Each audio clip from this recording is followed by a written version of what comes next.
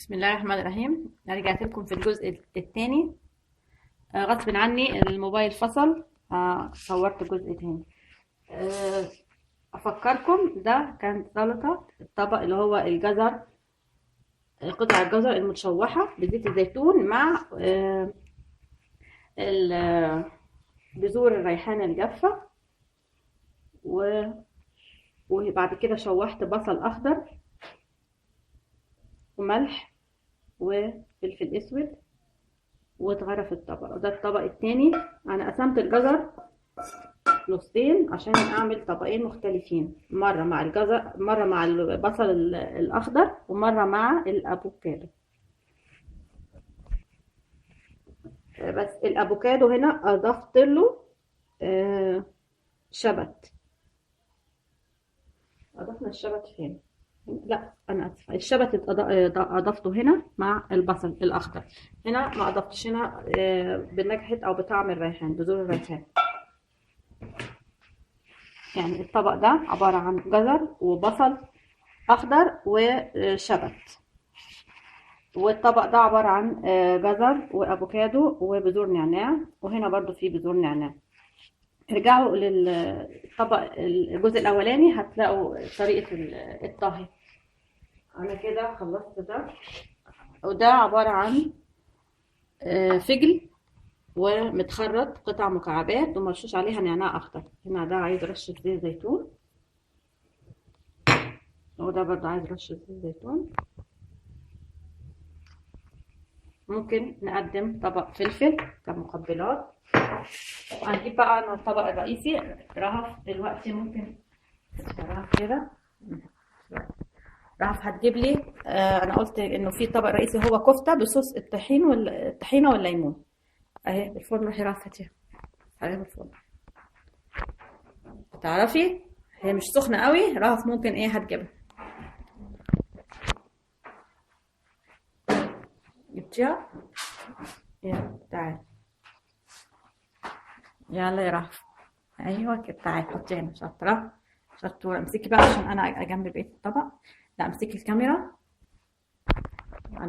اقول لكم ده الطبق عباره عن، انا عملته قبل كده في صفحتي اطباق الاماني. عباره عن كفته مفرومه معاها بصل وبقدونس، ملح وفلفل اسود، اتفردت في الصينيه او في الطبق البايركس.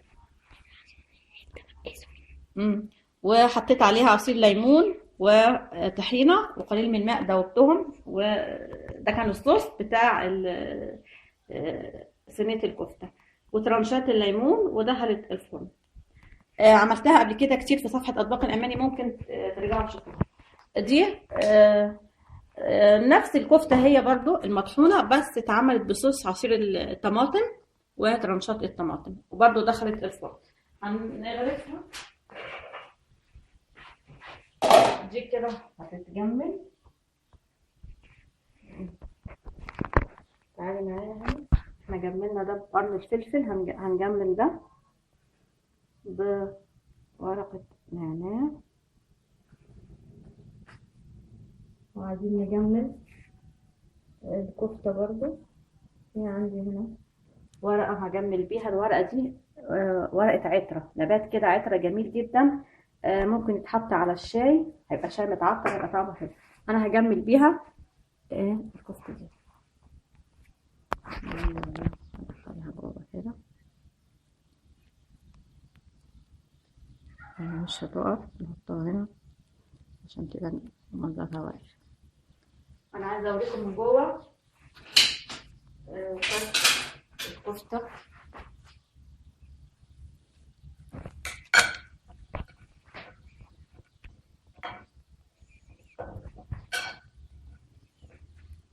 بس هيبوظ منظر الصينيه. انا دي منظرها باين اكتر.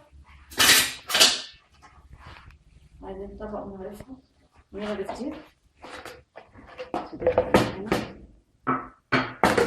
دي هنقدر ننزلها في طبق، ودي ممكن تتقطع بالمنظر ده، ونقدر ناخدها في طبق.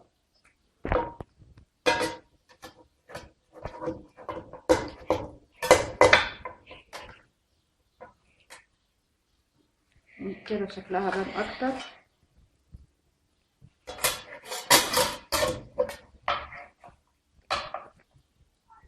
الصينيه بتاعت الكفته لان الطبق صغير فمش مش هعرف ان انا كانت عايزه طبق كبير. انا عملت بس صنفين، طبق صغير وطبق كبير. الصوص بتاعها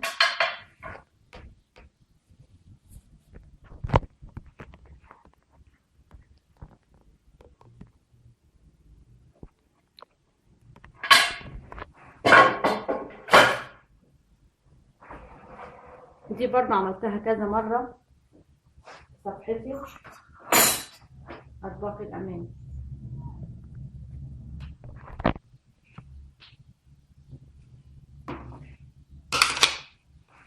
هجملها برضه. أنا جبت ورقة، ناخد ورقة بقدونس هنجمد بيها الكفتة دي. أنا عندي كده طبقين من كفتة بصوص العصير الطماطم وكفتة بعصير الليمون. في بيحب يحطوا ترانشات بطاطس ممكن بدل الليمون. لا هغرف بقى طبق رز.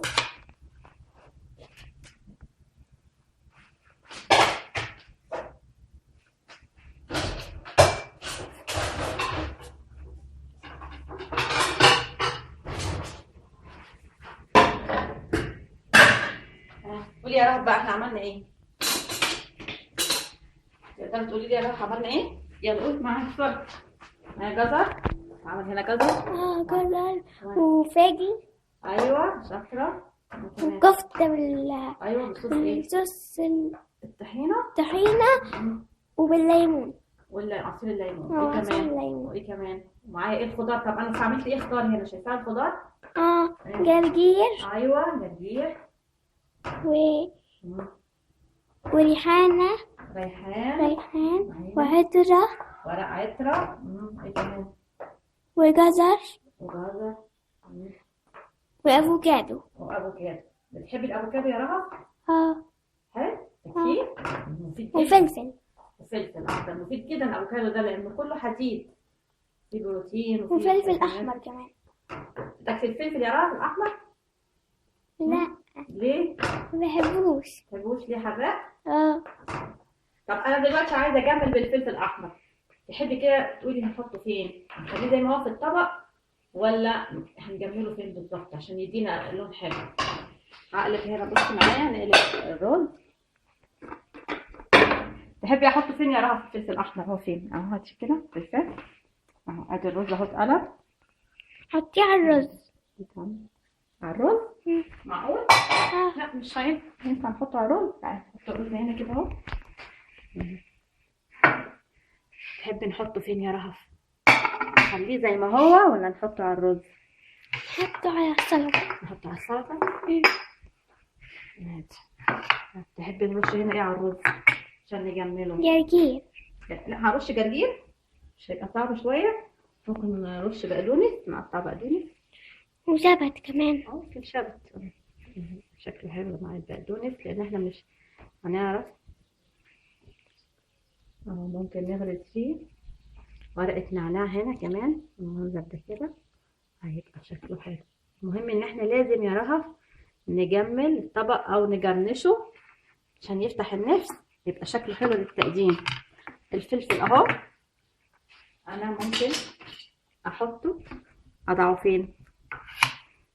ممكن نضع هنا السلطة. ممكن نضع السلطة لانه في ابيض فانا احتاج اني انا اخد لون احمر اخضر اصفر يدي منظر جميل في الطبق كده. يبقى احنا حطينا الفلفل هنا. انا خلصت الوجبة يا رهف كده. كانت معايا رهف بنوتي بتصور معايا وايه بتساعدني ومش بتساعدني. طيب احنا نقول ايه بقى؟ انا خلصت الوجبة. هقول لكم اتمنى ان انتوا تزوروا صفحتي اطباق الاماني. انا بنزل الاطباق دي بالصور في الصفحة والفيديو ده مساعدة بس للصفحة علشان التوضيح للاصدقاء. اتمنى ان انتوا تزوروا صفحة اطباق الاماني، بنزل الرابط اسفل الفيديو. اقول لكم كل سنة وانتوا طيبين، وان شاء الله تجربوا الاطباق دي هتعجبكم. متجربة طبعا وطعمها لذيذ. اقول لكم مع اماني، الاكل له طعم تاني.